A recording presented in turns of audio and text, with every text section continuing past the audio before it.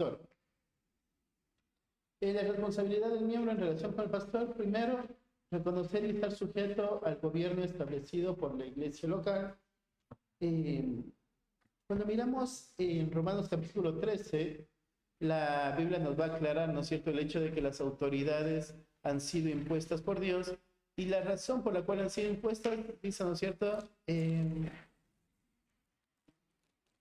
Romanos 13, dice, sométase toda persona a las autoridades superiores, porque no hay autoridad sino de parte de Dios, y las que hay por Dios han sido establecidas. De modo que quien se opone a la autoridad, a lo establecido por Dios resiste, y los que resisten acarrean condenación para sí mismos.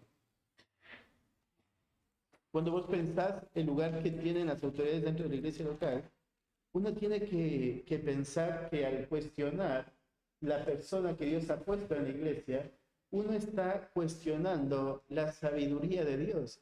Dios permitió que la persona esté ahí, y no solo permitió, sino que Dios la estableció de esa manera, ¿sí? Entonces la orden es someternos a las autoridades.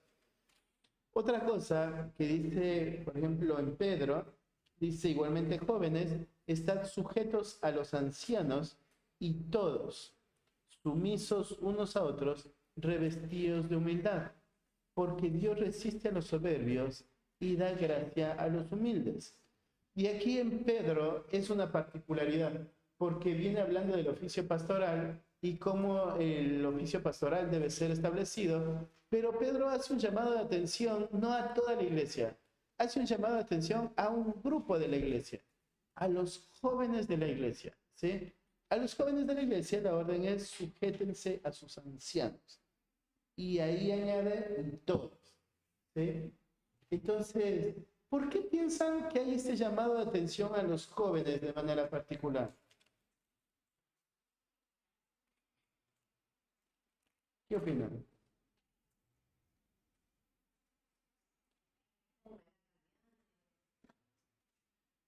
Ajá. ¿Qué? Es una rebeldía que dice que pasa hasta los propios padres. Entonces, Una característica del joven es su fuerza, ¿no? Es lo que Juan va a reconocer del joven. Una de las características del joven es el hecho de poder ser más impulsivo, más enérgico, ¿sí? Entonces, muchas de las decisiones de los ancianos nos parecen muchas veces que va más lento de lo que podría suceder, ¿sí? Pensamos que están dando mucha vuelta para llegar a un fin y quisiéramos resolver cosas mucho más rápido, ¿no es cierto? Y de una mejor manera. Siempre pensamos que hay un mejor camino que el que están tomando, pero es por la edad, ¿sí? Es por cómo somos. Cuando pensás en Eduardo, vos tenés que pensar, mucho de lo que hoy se nos cruza por la cabeza, ya se lo cruzó en algún momento, ¿no es cierto? Y hoy es la sabiduría que Dios le ha dado en su edad, el poder frenarnos a todos los que estamos ahí trabajando con él. Si vos pensás, por ejemplo, en el equipo de fundación de iglesias, en su mayoría somos no jóvenes de 18 años, ¿sí? Pero el que está más grande que nosotros es Mati, que tiene 40, y el resto vamos de ahí para abajo, ¿cierto? Entonces estamos 40, 35, 33, 34, eh, sí, estamos todos en ese rango de los 30, ¿sí? Y todavía queremos llevarnos el mundo por delante muchas veces. Y ha sido la sabiduría de Eduardo la que nos pone freno y nos ayuda a ver, ¿no es cierto?, la prudencia de ir más lento en muchas áreas. Entonces, esta característica del joven es muy importante, ¿sí? Eh, Pedro va a hablar mucho en cuanto a cómo los jóvenes deben tratar. Pablo también cuando le escribe a Tito les enseña, ¿no es cierto?, cosas particulares de las características de los jóvenes y cómo ellos debían sujetarse a la verdad. Entonces, hay un llamado de atención puntual acá y es que se sujeten los jóvenes y todos, dice, ¿sí? Entonces, hace esa aclaración, los jóvenes, después de y todos, ¿sí? Y te dice que hay que sujetarnos eh, lo siguiente, en Tesalonicenses, en cambio, no habla tanto de la sujeción, sino que va un poco más allá.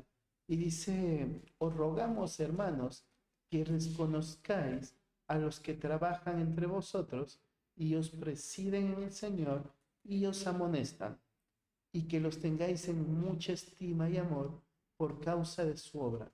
Tened paz entre vosotros. Acá Pablo va un poco más allá, y ya no es solamente el acto de sujeción, sino es el punto de reconocimiento.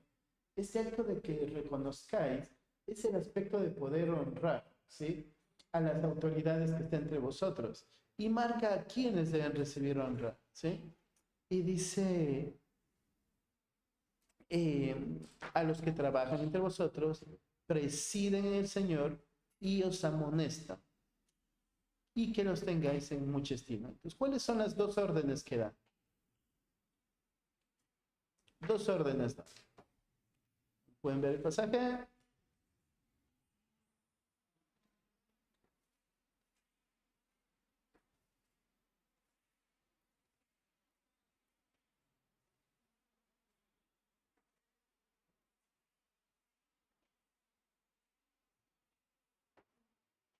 ¿Lo tienen? ¿Alguien lo puede leer?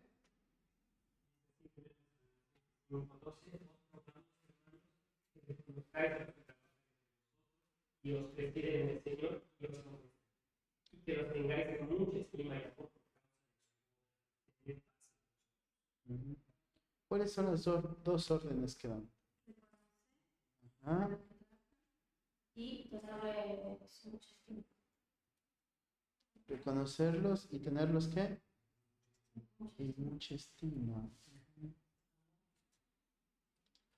¿Qué? Mucha estima y amor. Paz. En mucha estima y amor. Sí. Cuando vos pensás, lo que Pablo tiene en mente es, hay dos cosas que tienes que mirar en tu iglesia. Tienes que poder, ¿no es cierto?, dar un reconocimiento a las personas que están haciendo la tarea pastoral, ¿sí? Y dice, hay que reconocer a los que trabajan y presiden, ellos amonestan. Y que los tengáis en mucha estima. Ese de mucha estima me gusta porque es ponerle en un grado alto, ¿sí? Sí, da la idea de establecerlos en un poder fuerte. Entonces, cuando vos pensás, el pastor no tiene autoridad, porque el pastor imponga autoridad. Por un lado, tenemos que entender la autoridad que tiene el pastor ha sido una autoridad dada por Dios, y es una autoridad que yo reconozco y le establezco. Entonces, cuando ahí podemos pensar, por ejemplo, lo grave que sería murmurar de la autoridad que ha dado Dios. Porque la orden es honrar y establecer su poder. La orden del creyente es poder reconocer a los líderes que enseñan, ¿sí?, y poder honrarlos y amarlos. Cuando nosotros no cumplimos esa tarea, la iglesia es muy lastimada porque es la autoridad que ha puesto Dios para hacerlo. Y la tarea del creyente es un aspecto de honra. Entonces, ¿de qué manera podemos honrar a las autoridades? Primero, ¿por qué dice que debemos honrarlos y reconocerlos?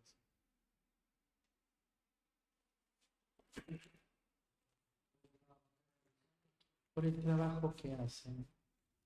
Entonces, no es por si te cae bien o mal, si te gusta o no su consejo, ¿sí?, si te ha dado o no de su tiempo, cuántas veces te ha visitado, sino por la obra que hace. Lo que está reconociendo es la tarea que el pastor está haciendo, ¿sí? ¿De qué manera lo reconocemos? ¿De qué manera honramos? Sirviendo. ¿De qué manera? Cosas prácticas, ¿sabes? Orando por ellos. ¿Qué más? Pensar en el sustento económico. ¿Qué más?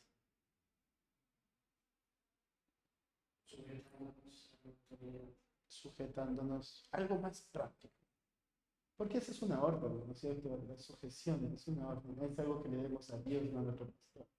Pero ¿cómo podemos reconocer su tarea? ¿Cómo podemos mostrar que que nos parece valioso? Invitados a la casa. Invitándolos, sí, Sí, está bien, algo práctico. ¿Qué más? Acompañando, ¿de qué manera?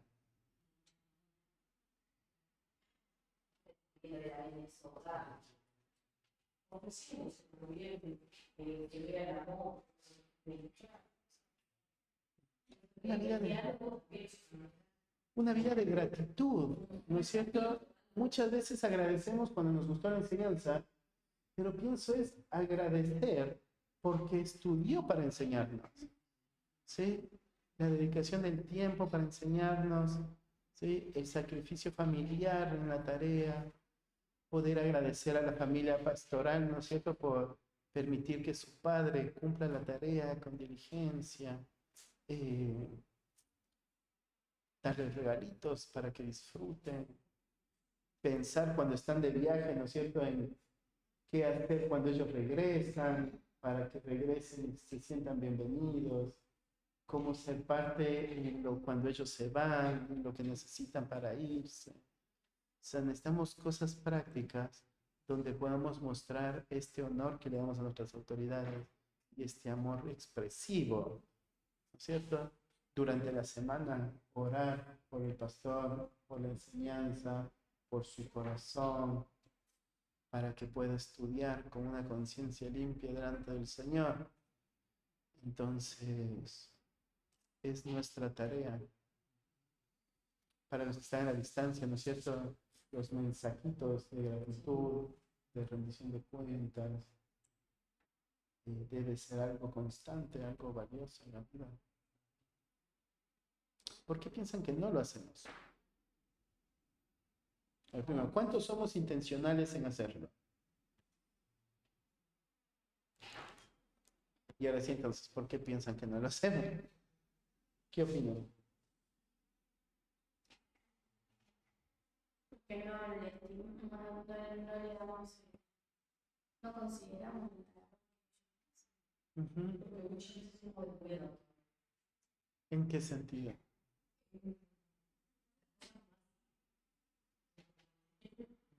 Lo digo bien. Entonces pensamos que ellos nos deben eso, ¿no?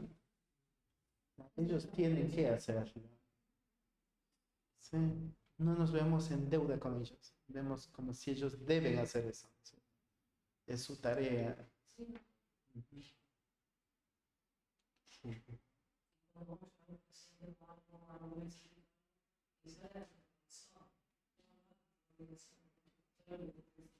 Es que a veces sí tienes que hacerlo por obligación. Porque naturalmente,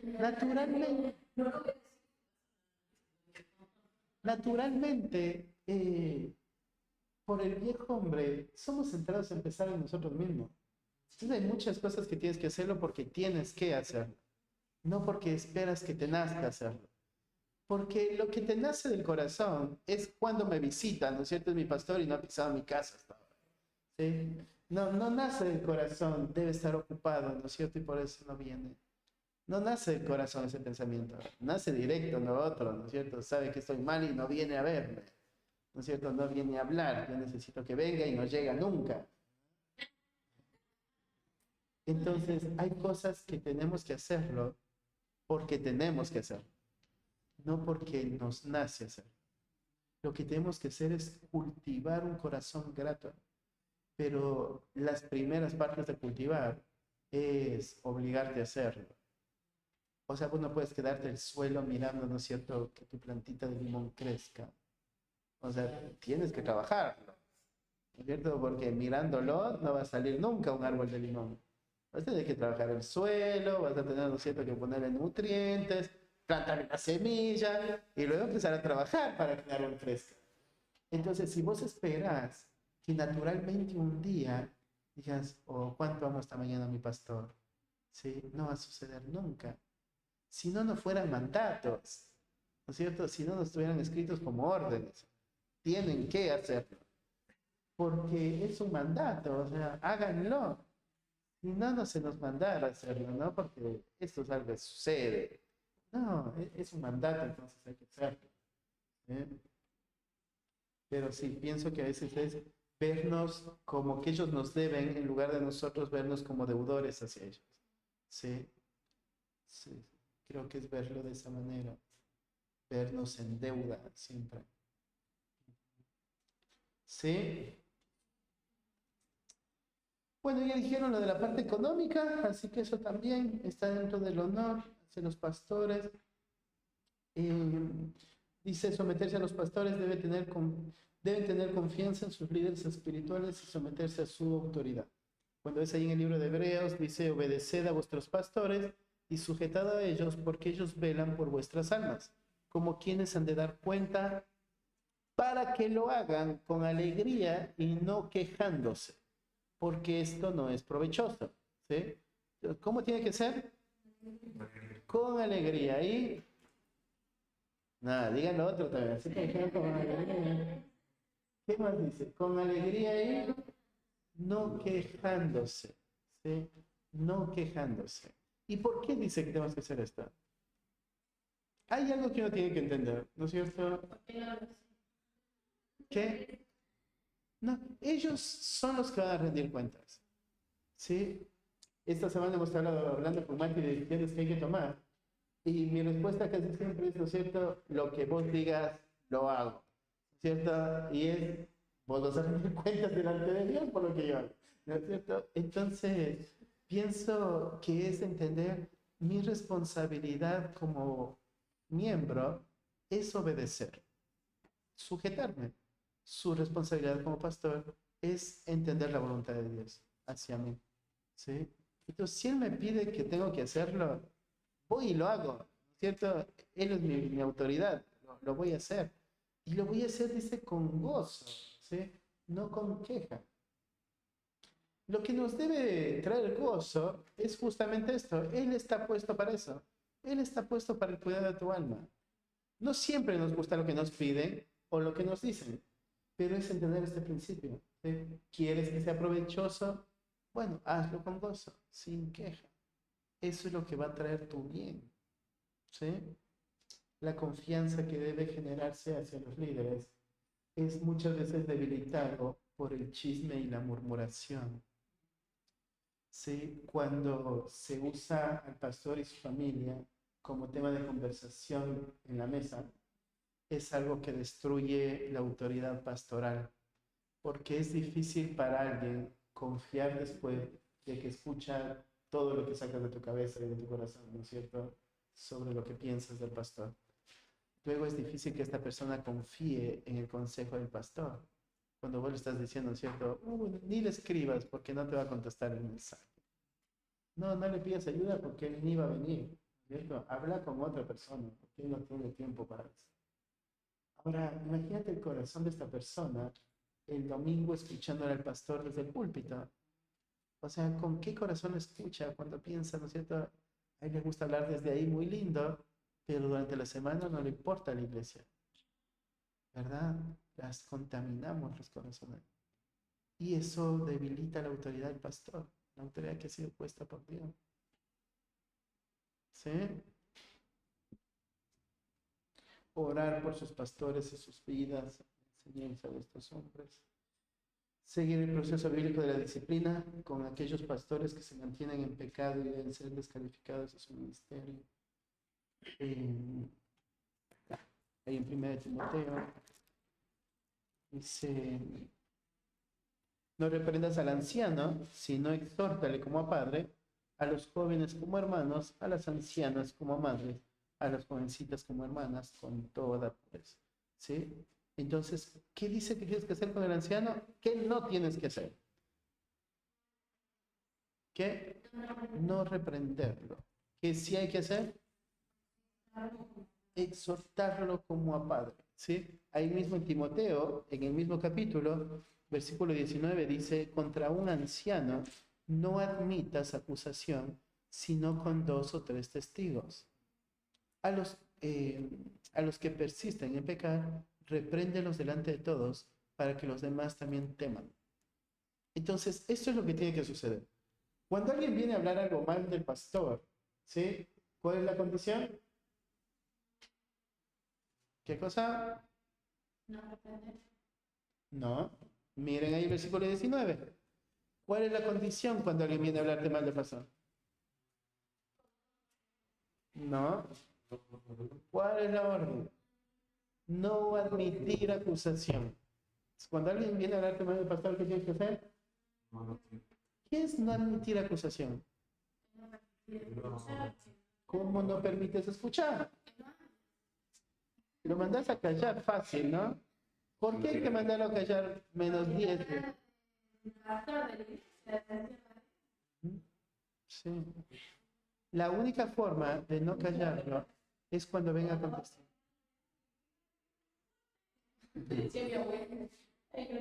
No, no le peguemos.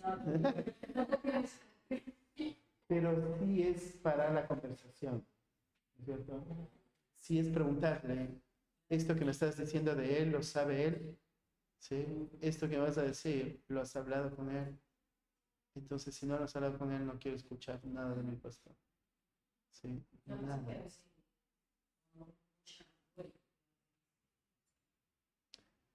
No siempre. La naturaleza pecaminosa, ¿sabes qué te hace? Te hace, dice Proverbios, sentir que el chisme es como un bocadito de pan que desliza fácilmente. Si uno no está atento y vemos para atrás, muchas veces admitimos chisme, muchas veces admitimos murmuración, a veces en son de broma, a veces, ¿no es cierto?, sin bromas directamente, nos encontramos hablando de personas que no están en el lugar, nos encontramos hablando de cosas de la persona que no están en el lugar, terminamos murmurando, ¿sí? Y entonces acá hay una orden clara, no admitas esto. No solo no admitas, sino dice, tienes que reprender a esta persona. Y si la persona persiste en hacerlo, dice, vas a reprenderlo delante de todos por lo que hizo, ¿sí? Porque es algo muy grave hablar contra la autoridad. Muy grave hablar contra la autoridad. Sí. Sí, no se puede permitir. ¿Sí? ¿Una pregunta? ¿Qué significa el versículo 1 de dice, no reprenda como Por la forma en la que tienes que acercarte. Yo no le voy a ir a hablar a Eduardo como si estuviera a la par de Eduardo. Yo tendría que acercarme a hablar a Eduardo como siendo mi papá. Bueno, diciendo, che viejo, cambia. ¿Entendés? A eso se refiere. Sí, la honra que vas a dar, el trato que le vas a dar, es como si hablarías con tu papá. Con esa honra es con la que exhortas a un anciano. Sí. ¿Alguna pregunta? En relación con el hogar. Realizar un cultito familiar con regularidad. Cuando pensamos en la tarea de los hombres dentro del hogar, entendemos que Dios le delegó al hombre esta tarea pastoral dentro del hogar. Es en el hogar, ya creo que lo hablamos en otras ocasiones, que es en el hogar donde la familia tiene que aprender a orar, a alabar, a leer la escritura, y entonces esa es la tarea del hombre. El cultito familiar se ha hecho a través de la historia. Muchas veces se hizo con el propósito de poder reafirmar la doctrina enseñada el domingo, se la repetía durante la semana a la familia para poder ir afirmando las verdades que se aprendía, ¿sí? Y el cultito familiar tiene ese propósito, el poder cultivar la vida espiritual dentro del hogar. Entonces, en cuanto al hogar, esperamos eso, que se cumpla la vida espiritual, el cuidado espiritual dentro del lugar de manera regular. Asistir y estimular a que toda la familia participe en los servicios de la iglesia. Entonces, si vos le enseñas desde chico, ¿no es cierto?, de que hay actividades que te quitan tiempo, entonces no estás cumpliendo esta tarea. Criar a tus hijos en amor y disciplina, enseñándoles las verdades bíblicas, advirtiéndoles en cuanto a lo que es perjudicial para sus vidas. Les orientamos en relación a sus amistades, distracciones, dándoles un buen ejemplo con sus vidas. Pero, ¿no es cierto? Es cuando vos le decís a tu nene, no tienes que pegar a los niños, pero en casa te hace enojar y le das terrible bife, ¿cierto? Entonces, es eso, ¿no? Dice, lo que esperamos del miembro es que pueda convertirse en un ejemplo de crianza de sus hijos para el resto de creyentes. que en su crianza se pueda ver estos principios bíblicos de la disciplina y amonestación en el Señor, que en su crianza se pueda ver a un padre y una madre exhortando con la verdad y acompañando a otros en hacerlo, ¿sí? Y trabajar honradamente y proveer para lo necesario. Terminas ahí en Timoteo 5 nuevamente, dice, pero si alguna viuda tiene hijos o nietos, aprendan estos primero a ser piadosos para con su propia familia y a recompensar a sus padres, porque esto es lo bueno y agradable delante de Dios. Me acuerdo cuando Mati enseñó esta palabra, este pasaje, lo que nos decía es, cada uno de los que somos hijos tenemos una deuda con nuestros padres, ¿sí? Y es toda la inversión que hicieron en tu vida hasta hoy, es toda la inversión que le debes para la vejez de ellos. Entonces, parte de la vida del creyente es aprender a cuidar de los padres, aquí se refiere de las viudas, ¿sí? Tu cuidado hacia ella tiene que ser como una deuda que le tenemos hacia ellos, ¿sí? Por lo que hicieron por vos. Pero no solo eso, sino dice, porque si alguno no provee para los suyos, y mayormente para los de su casa, ha negado la fe y es peor que un incrédulo. Imagínate, el versículo anterior dice, manda también estas cosas para que seas irreprensibles. ¿Por qué? ¿Sí? Entonces, cuando se refiere a cómo debe darse estos cuidados, acá dice la orden tiene un propósito y es que vivas una vida irreprensible, ¿sí? Y pone una advertencia, una razón, dice, porque si no, si alguno no provee para los suyos y mayormente para los de su casa, ha negado la fe. Entonces tienes que ver lo grave que es la vida de un vago, ¿no? Un hombre vago en el hogar es algo grave, no es solo cuestión de diligencia o no diligencia, no es solo cuestión pereza o no pereza. Acá Pablo va mucho más allá. Un hombre vago, ¿no es cierto? Lo que está poniendo en cuestionamiento es lo real de su fe.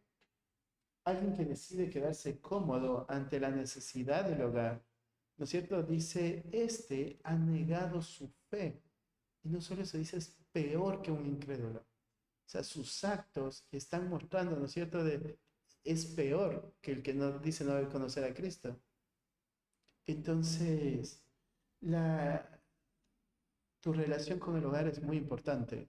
La forma en cómo administras la vida económica dentro del hogar es muy importante como miembro de la iglesia. La forma en cómo provees para la familia es muy importante. ¿Sí? Entonces la vida de generosidad se vería raro, ¿no es cierto? Si sos pronto en dar para afuera, pero no sos buen administrador para adentro, ¿sí? Sería algo raro, ¿verdad?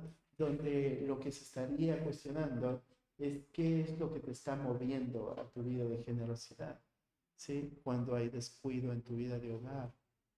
Eh, sí. Pablo, ¿no es cierto?, a los de Tesalónica les decía que él trabajó con sus propias manos para no serles gravosos. ¿Qué es ser gravoso en la parte económica?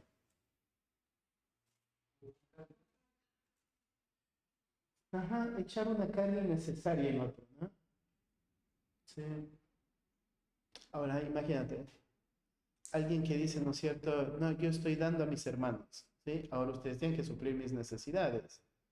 O alguien que a causa de su mala administración está poniendo carga en otros. Pablo dice, eso no, ¿sí? Tienes manos para trabajar, ¿sí? Tienes manos para trabajar y hacerlo.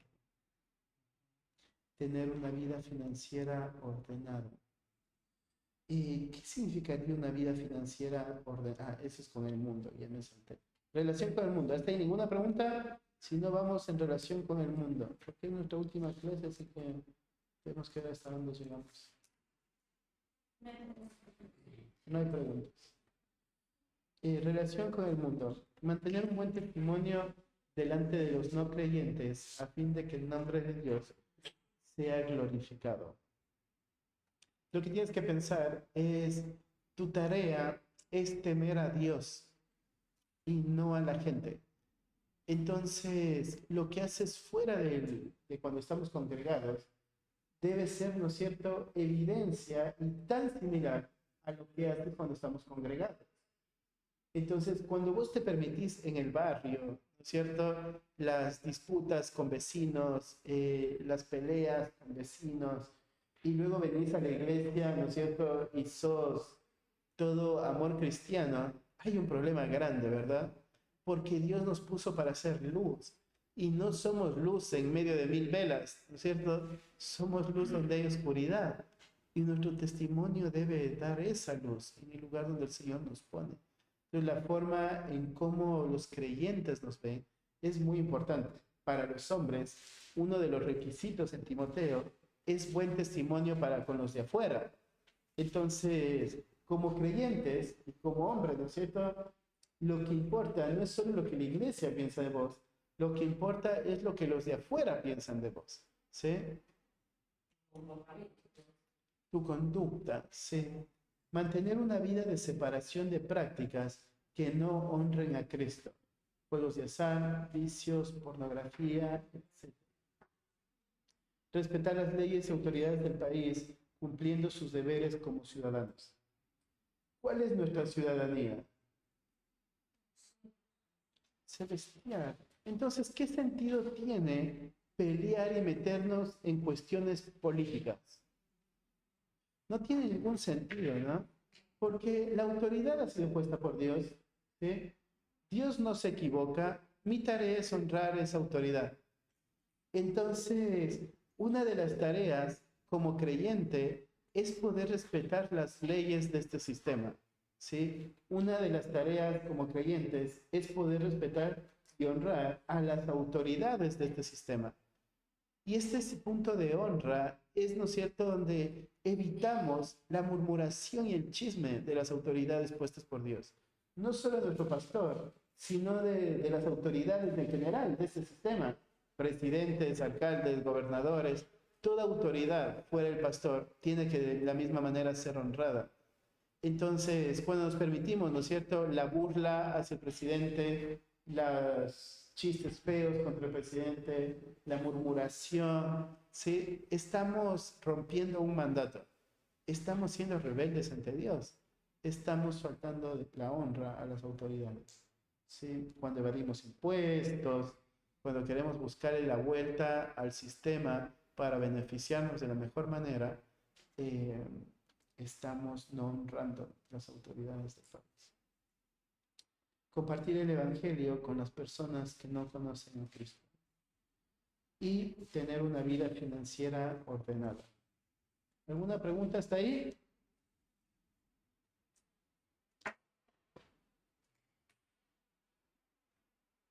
¿No? Eso de una vida financiera ordenada, ¿cómo veríamos, por ejemplo,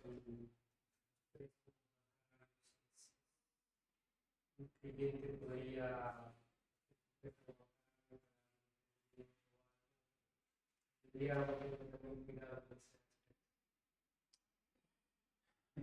Yo pienso y miro el consejo en Proverbios, es que no seas un deudor. Me acuerdo que el año anterior yo hablaba con alguien y le decía, ¿para qué endeudarte en un préstamo de 1 año y medio cuando puedes reunir por 9 meses y construir en libertad? Uno de los problemas de los préstamos es que no nos permite ver cuánto de eso es avaricia y cuánto es necesidad. O sea, nada es tan urgente como para no poder esperar.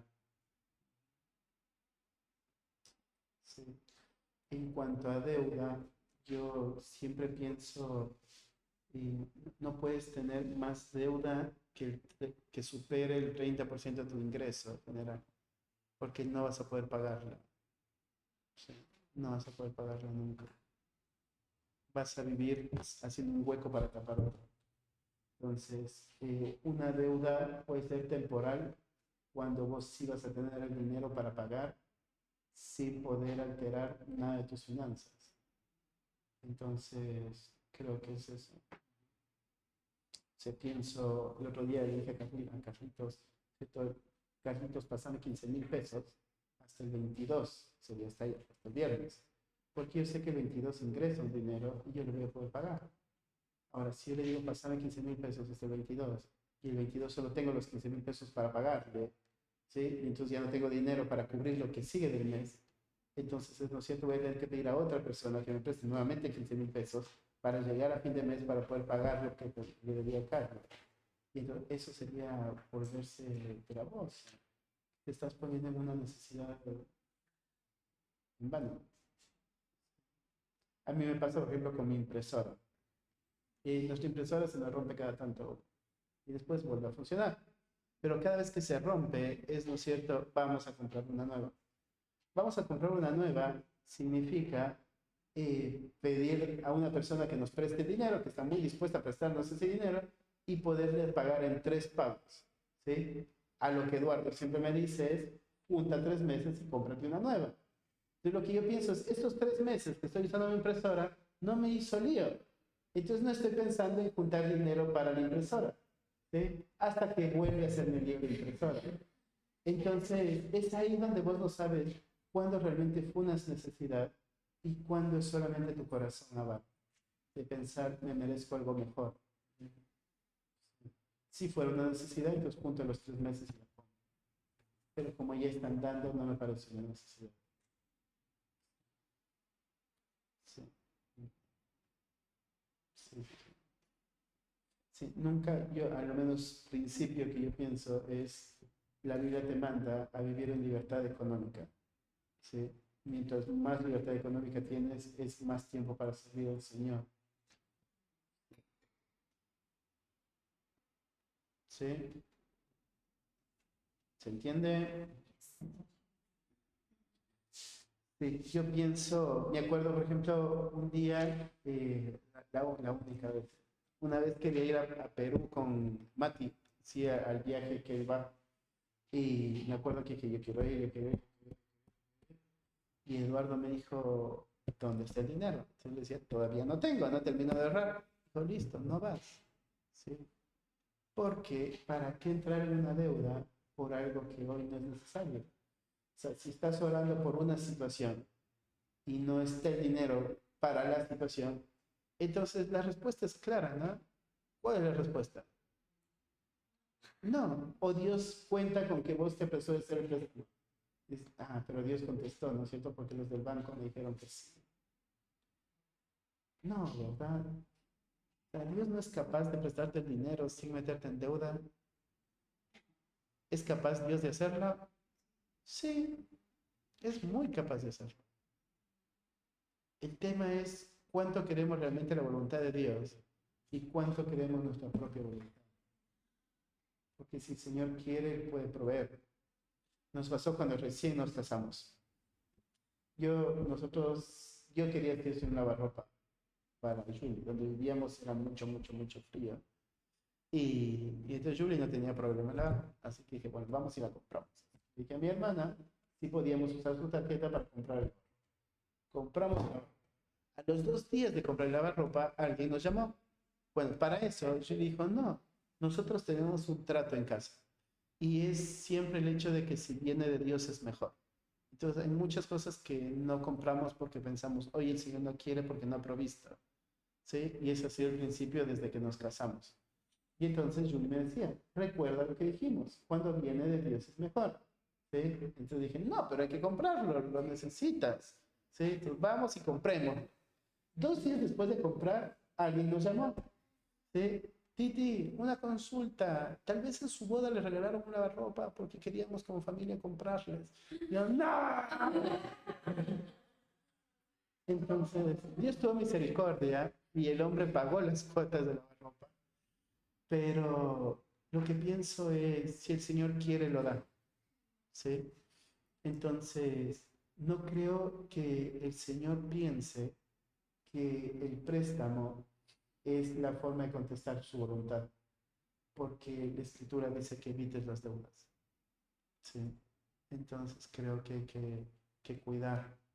¿Sí? Hablamos el otro día, ¿no es cierto?, de trabajos donde esa es la forma en la que se hace el trabajo. Y decíamos, ¿no es cierto?, lo del campo. Es la forma en cómo el sistema de ellos funciona. ¿verdad? Tienen una cooperativa que les da dinero para trabajar, luego devuelven el dinero a la cooperativa de lo que trabajaron. ¿Sí?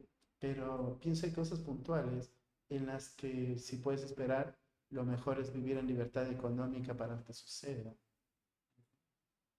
¿Sí? Tienes que pensar cuánto tu vida de deuda afecta tu vida de generosidad. Y ahí es cuando debes frenarte. Porque la deuda de hoy se convierte en la carga del mañana y vas a preguntarte cuánto debes dar de diezmo y de ofrenda porque tienes todavía deudas para pagar. ¿Sí? Y bueno, el resto del apunte lo van a tener que leer. Y los que recursan la materia la van a escuchar completamente.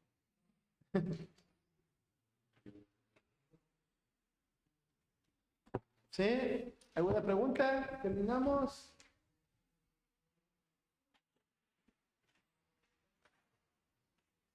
¿No?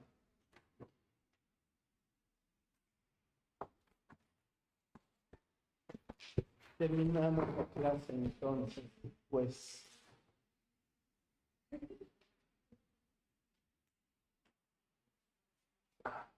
¿Puedes hablar? Así terminamos, por favor. Señor, muchas gracias por todo lo que has llegado hasta aquí, Señor. Gracias por la manera que nos has mostrado el tema de la universidad de la iglesia, Señor, que tenemos como miembros, Señor, que todo lo que nos viene a aprender, Señor, nos permitas en tu poder poder llevarlo, Señor, especialmente lo que estoy cumpliendo hoy. Nos acercaremos a nuestros pastores, Señor, en la intención de Señor, que vamos a mostrar amor a ellos, honrarlos, suplicarlos, y que llevar de gloria, Señor, que nuestro cada uno de nosotros tendrá que descargar, Señor, como tu respuesta. Gracias, y también aprovechamos y dejamos el tiempo a de los en tus manos, que estés Señor, dispone nuestro corazón para estar atentos, Señor, en ese momento vamos a mirar la palabra y visitar nuestros corazones. En tus manos, en el nombre del Señor Jesús. Amén.